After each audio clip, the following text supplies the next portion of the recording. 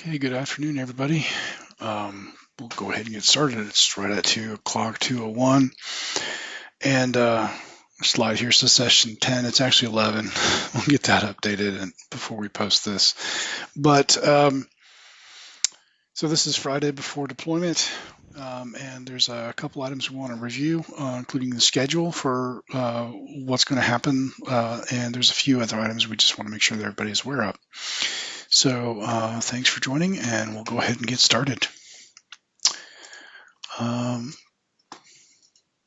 So housekeeping, of course, this, like all the other calls, we're going to record these and get them posted up on the website shortly after we finish up.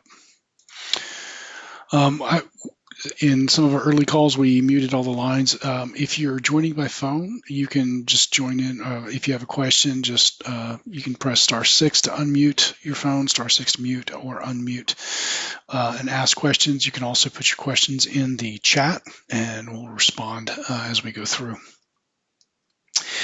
The first thing is we are confirming the production destinations with everyone now. So for most of you, or for most of our members, it shouldn't be, there's probably not going to be a change. If you just receive emails from us, then next Thursday morning, you'll start receiving the new HTML formatted emails unless you've requested a text-based email format instead. So there's a few that have. So come Thursday morning, the only thing that would be different if you just receive those email tickets and locate with those email tickets is you're going to see them in a slightly newer format. For everybody else that uses like a ticket management system, we've been testing with most of you, with most of the ticket management vendors, and I think we've got that pretty much wrapped up. We're trying to confirm all of the service areas that are managed by those ticket management systems, and we'll be getting out the final details out to them. So we'll talk about that in a minute when we talk a little bit about, well, in the next slide actually, positive response. But for most email addresses, again, they're going to be, if they're staying the same, you don't need to do anything. We're importing all of those over from Eden. For the web services, all of those, because they're not compatible, the old Eden ones are not compatible with GeoCall. We've been working with the ticket management vendors to get those tested and done, and those will be set up on the new system. They won't be imported over. Okay. All right, positive response. GeoCall requires, to accept a positive response requires a facility type. So each of the service areas, previously was just service area and then the response code. In this case with GeoCall, they also require a facility type. So I've sent out to all those, they require a facility type if you're using the batch API to respond. So again, this is for the ticket management systems. So that facility type is like water, sewer, telecommunications, that matches up with the service area code that is being responded to. So once we have all of the service areas confirmed, then I'm going to be sending that list back out to each of the ticket management vendors with the facility type for them to respond with. For those that don't already have it, most of them already know what those facility types are.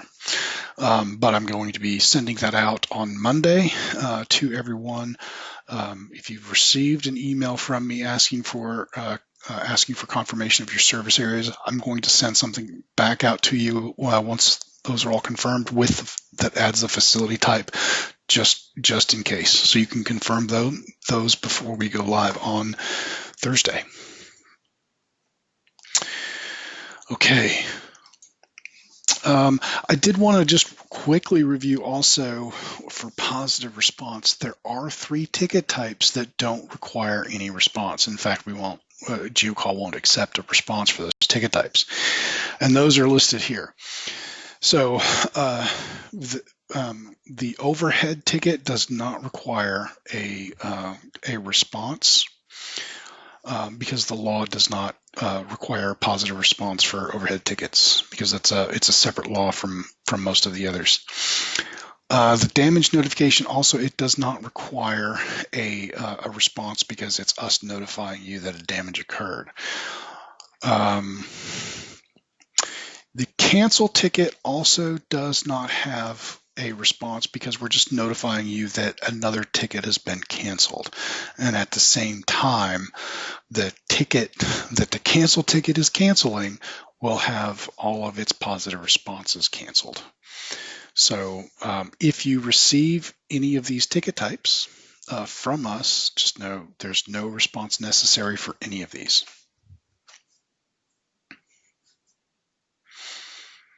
Okay.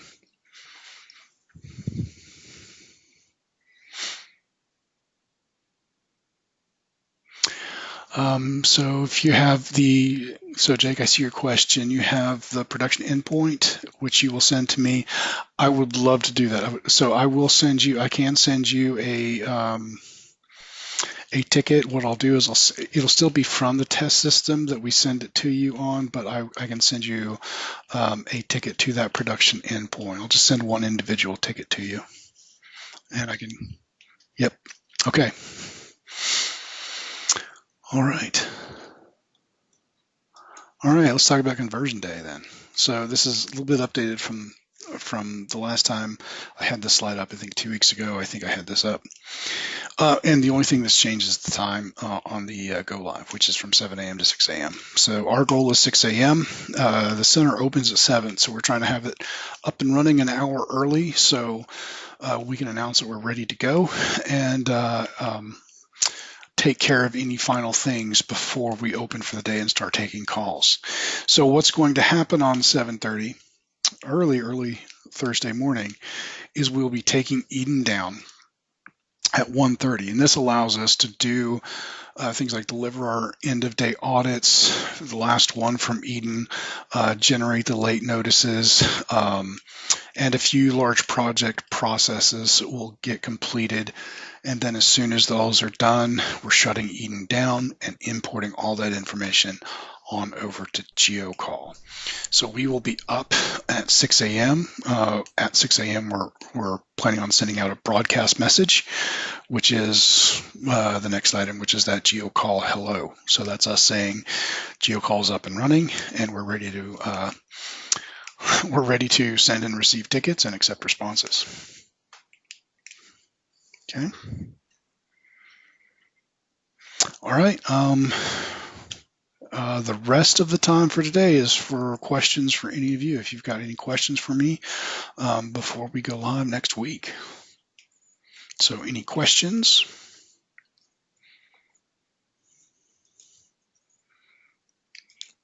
Hey, Greg, this is Oliver Comcast. I put the question in the chat there, but I'll ask you. Okay.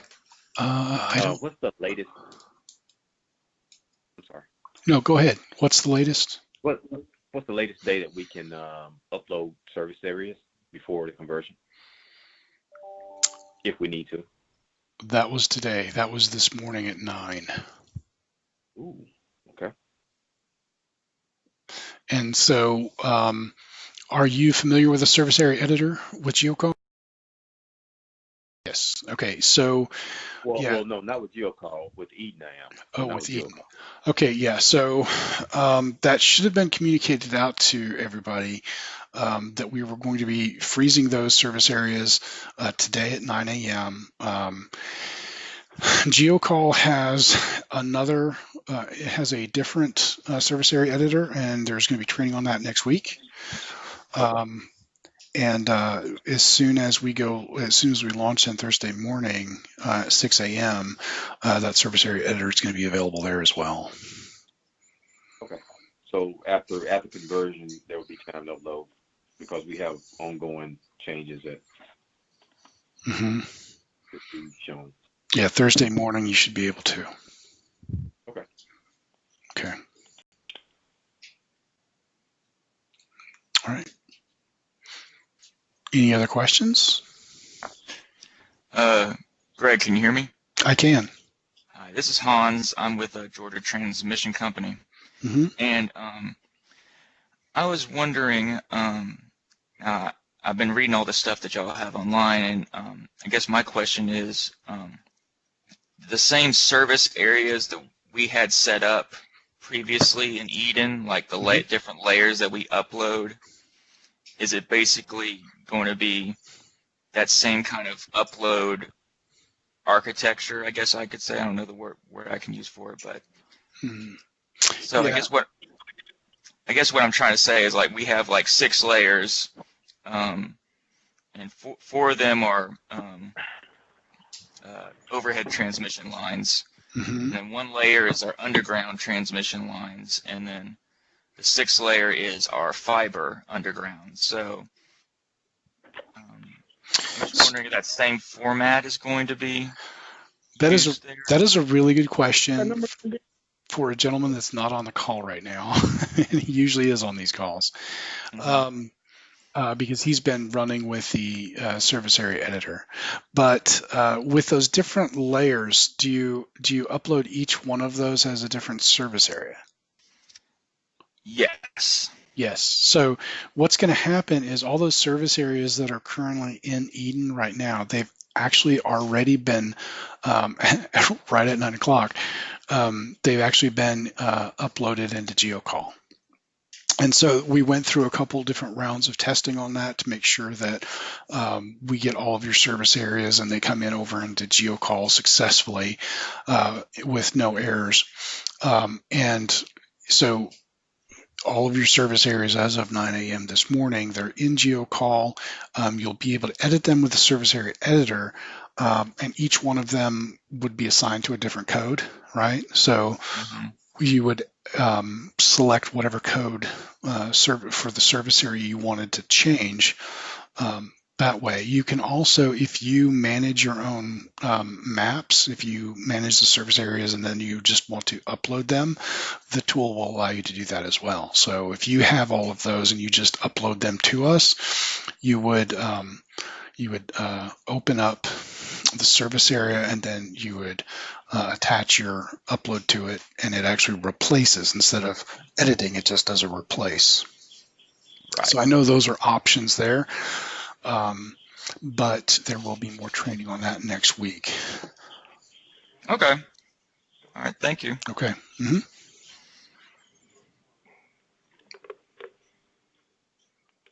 Okay. Any other questions?